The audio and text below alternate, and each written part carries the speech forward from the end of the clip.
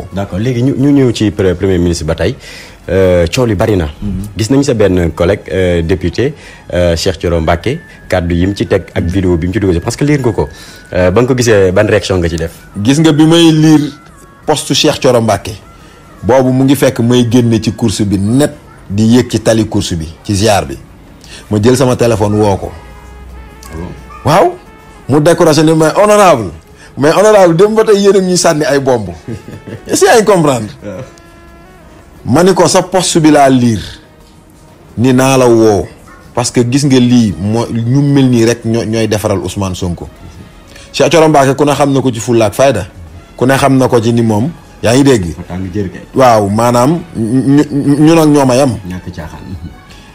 mais xam nga lu ma ci tegal dani ma honorable diggante PUR ak Pastef du nu seetaan mukk ci àdduna diggante bi di am problème. mu ne ma ndax Ousmane Sonko Serigne Moustapha papam la sañ na koo wax te ŋàññu ko da koo fàttali rek.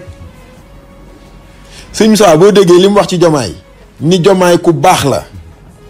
nga xam ni Serigne Moustapha bàyyi na leen xel. Serigne Moustapha taxawul ni Ousmane Sonko nangam ak nangam de dafa am rek lu mu wax ni dafa mel ni daf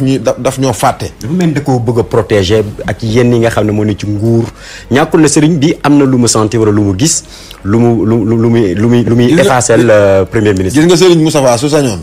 Ousmane Sonko day réussir te dégg nga lim ñaanal Jomaay ni Jomaay ñu ngi koy ñaanal li nga xam ni moom la mébét muy mission bi ñu teg ci loxoom yàlla na ko réussir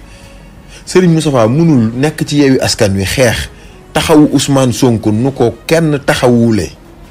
ba pare di génn di wax la neen mënul nekk moo tax Cheikh Thioro Mbacké seetlu naa nombre de partage yi partage vidéo boobu 557 la partage la am biig ci guddi. Cheikh Thioro Mbacké du n'importe qui de ci biir Pastef su taxawee ni ma te nee na ma moom ci boppam am na ñu ci dégganteel Tiwaawan pour xool nu mu doon te naa la wax benn affaire depuis 3 mois. man en tant que Massata Samb nga xam ni député laa ci PUR dox naa ci lu ne ci loo xam ni Serigne Moussa yëgu ko keneen yëgu ko mooy maanaam fàttali leen ñoom sama collègue député yi wax ni leen Ousmane Sonko lu mu mën a def na bàyyi xel Serigne Moussa parce que ñun xam nañ Serigne Moussa bu baax moom boo ko soxlaa tey suba tey nga koy dox wax naa ceeg Abbas Fall li may wax nii vidéo laay wax naa ceeg Birame Souley wax naa ceeg Cheikh Thioro Mbacké wax naa ceeg Ismaïla Diallo wax naa ceeg Ayib Daffé te lépp rek mooy ñun suñu diggante ni mu rafetee ñu am lu mu séen lu ngeen ci man yéen def leen ko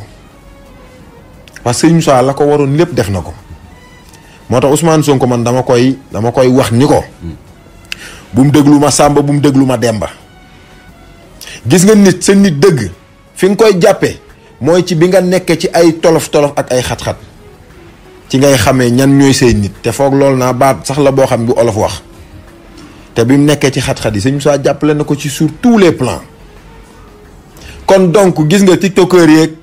ay ñoom Akhenaton ak parce que gis nga nit du weddi boppam Akhenaton wax na lu ne ci Serigne Moustapha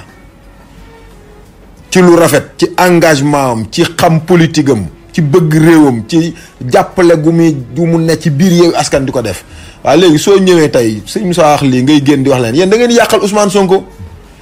gis nga ñi ne ci réseaux sociaux yi di wax di live di wax di ŋàññi sëñ Moussa dañuy yàqal Ousmane Sonko man maa la wax lii gis nga nit ki nga xam ni mën na laa jariñ doo ko jëndee ku la dul jariñ dara gis nga ñoom ñu nekk ci réseaux sociaux yi seen benn baat la ñu am taxaw di wax sëñ Moussa ku ne xam na li mu am ku ne xam na mbooloo mi mu yor bu ne leen gauche ñu jàddu gauche bu ne leen droite ñu jàddu droite loolu doo ko am koo xam ni soo àndeek moom même soo nekkee au pouvoir lu muy def ci ay moyens boppam la koy defee du la laaj du ni la nàngam du ni la jox ma poste du nekk di chantageante ak yow naan la non c'est-à-dire àndu nawle la nan àndu nawle nam ko waxee woon ca début ba muy déclaré Yewwi Askan Wi nii ku nuy àndal du ñu nangu kuy ànd ak ñun di ñu utiliser mais ku nuy àndal dañuy àndandoo ñafe ba jot li ñu jot noonu la ko waxee kon donc moom Cheikh Thioro Mbacké conseiller la ci moom. Cheikh Thioro Mbacké ku ko xam-xam ni nitu dëgg la. poste bi mu def nii Serigne Moustapha cofeel dong la ëmbal Ousmane Sonko. baayam la yoonu kenn nekku ci. Ousmane Sonko na xam ni Cheikh Thioro Mbacké bokk na ci député yi nga xam ni ñoo gën a dëggu ci assemblée xam nga Cheikh Thioro Mbacké lu ñuy wax ñun nee na nit ñi dan naan ko yow soo bokkuloon pur Pastef soo bokkuloon Pastef pur ngay bokk mun leen parce que dañuy yem ay conviction dama leen a gis ñu nekk ñoo xam ni ñu ma nawlan man mii sama député préféré la may woowee moom Cheikh Thioro. D'accord.